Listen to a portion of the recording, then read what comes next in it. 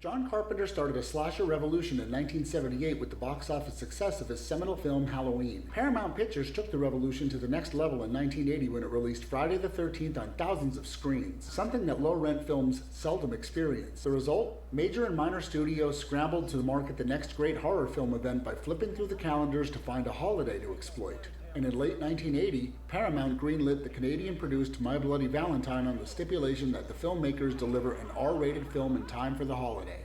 In this town on Valentine's Day, everybody loses their heart. Roses are red, violets are blue.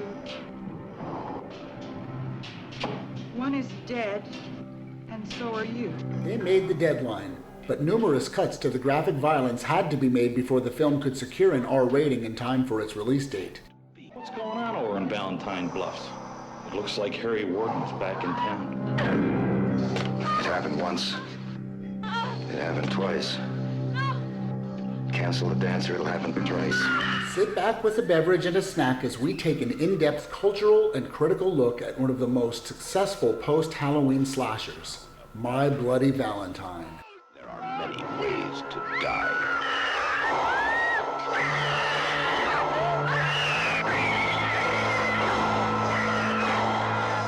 Take your pick.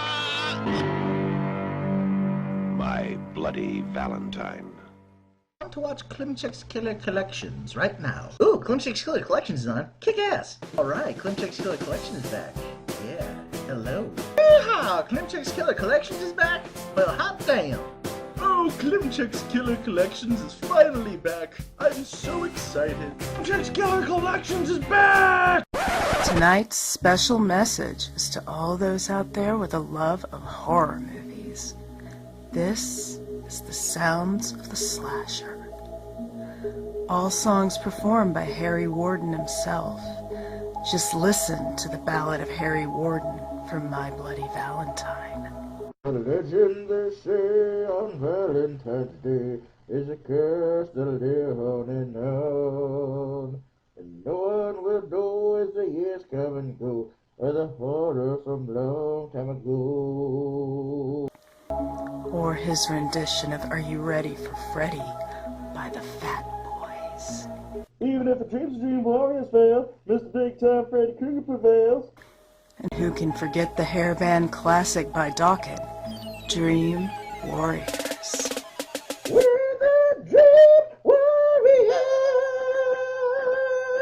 Just use your Jive credit card and you can order this music collection for 2 easy payments of $19.95. But if you order now, we'll include this special bonus song performed by a creepy doll.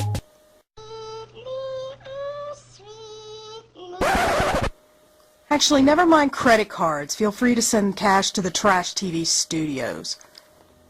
I'm Chaz Klimchek, and you're watching Klimchek's Killer Collection. This episode, we're going to take a close look at the 1981 slasher classic, My Bloody Valentine.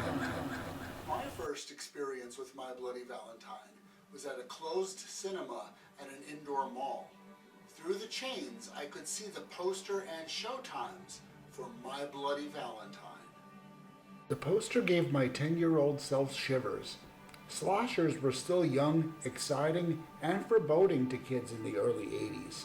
The idea that the scariest monsters were now the men among us revolutionized the way we processed fictionalized terror. Let's take a close look at this gritty little Canadian slasher, My Bloody Valentine. My Bloody Valentine is only a canonical giant because of the virtue of its title bearing a pop culture holiday and its early release in the post-Halloween slasher cycle. The story is so basic that they couldn't even squeeze a single turd of a sequel from it. MBV is by the numbers, following all of the established genre rules, beginning with the prior tragedy plot-building kit. This town is accursed. It started 20 years ago. It was the night of the Valentine's Day dance at the Union Hall. The biggest event of the year. had been a tradition for over 100 years. Everybody was there except for 7 miners who were out at the Hanniger mine. My Bloody Valentine resembles Friday the 13th in a lot of ways, and while those ways are mostly subtle, it's obvious that some of the characters are modeled after some of our beloved favorite characters from that other film. Kids, I'll show them. Piss on Harry Warren, will they? Well, I'll give them a scare they'll never forget. Aesthetically, they tried. The characters are dynamic and dimensional, and there are some genuine human interest conflicts, and some complete character arcs that contain plausible, if not extraordinary, twists. But we're not going to spoil anything with this review.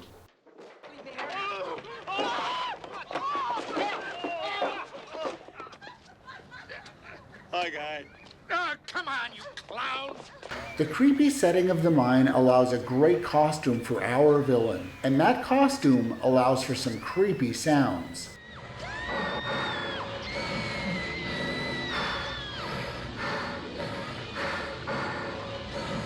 The setting also affords academics the opportunity to get academic about the cultural value of this film, which, after all, is the entire purpose of my show. There's some great subtext here about depressed economies, and the curse of not being privileged, and the curse of being privileged, and the likelihood that generations of poverty and generations of power will maintain themselves. I don't think he likes being back in the mine very much. Well, that's too bad. Nobody told him to go out to the West Coast. It's not my fault he couldn't make it on his own. But now that he's back here, he's my son and he's working in the mine. You guys better put those things back where you found them, or I'll turn you both upside down, especially you. This is my date, Chief. Interestingly, the amount of times couples wander off to fornicate in the strangest of places makes one wonder about the socio-economic structure and circumstances of this little town. Do all of these kids still live at home with their parents? Is it because they are religious or poor? Why aren't they married yet? Can they not afford to get married? Is this why they all end up hanging out in a junkyard at night? When the hell you were coming back? I ain't gonna back off for you, TJ. You stay the hell away from Sarah. All right. You want to fight, then you got it. Without spoiling anything major for viewers who have not yet seen the film, I'll tell you why there needs to be a sequel. This very upset-looking Han Solo type dude here survives the film. As you can see, he's been through a lot. His girlfriend's been killed, and he's taking it terribly. He's clearly more sensitive than the average horror film character. I want to know what happened to him. I think we all deserve to know. And that's the sequel I want to see. What kind of life did this poor guy end up with? You see, I guess that one thing that sets My Bloody Valentine apart from the other slasher films is this: depth of character. So in the end, I'd say this film is at least worth 3 out of 5 slashes on the slasher scale.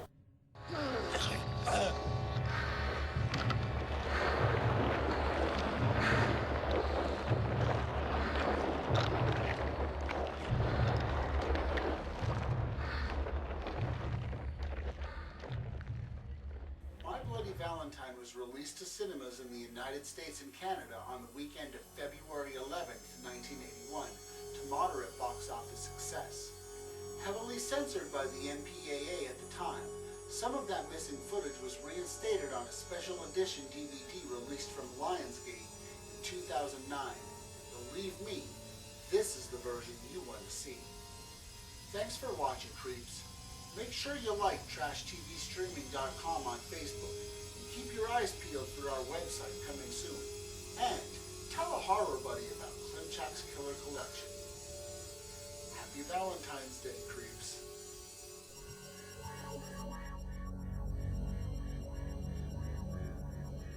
Here we are, high atop Hoffman Boulevard in Ashland, Pennsylvania, at the ground floor East Coast Studios. Light for the set here. Klimchak's Killer Collection, Season 2, Episode 36, My Bloody Valentine. Intros and outros, all takes.